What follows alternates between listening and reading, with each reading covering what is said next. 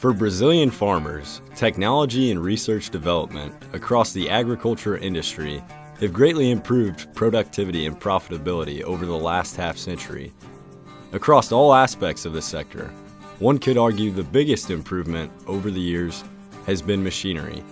Our first-hand experience with Brazilian agriculture showed that there are several big changes in crop production potential and credit opportunities that have put the machinery purchasing power in the hands of the farmer.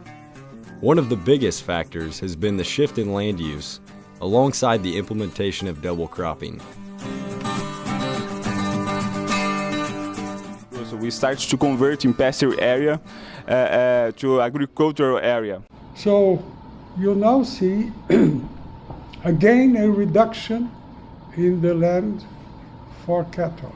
And this is going down by an average of 1 million hectares per year. We realized that we could have always 2 crops per year. Double cropping is the process of planting and harvesting 2 crops in a single calendar year. In Brazil, this practice is becoming more prevalent and requires farmers to harvest soybeans and plant corn at virtually the same time, making the need for big, versatile machinery essential. Hoje a gente trabalha com uma marca.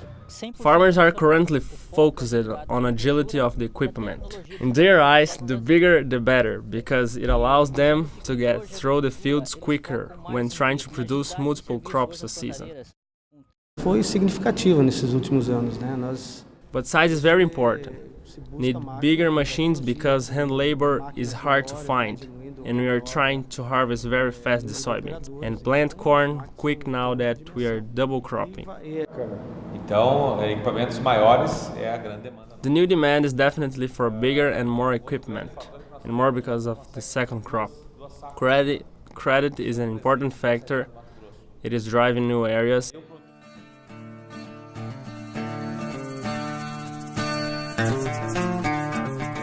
Brazilian agriculturalists are also very spoilt in as much as the government provides between 80 and 95% of the money through the development bank, Brazilian Development Bank, for them to purchase agricultural machinery at interest rates very favorable.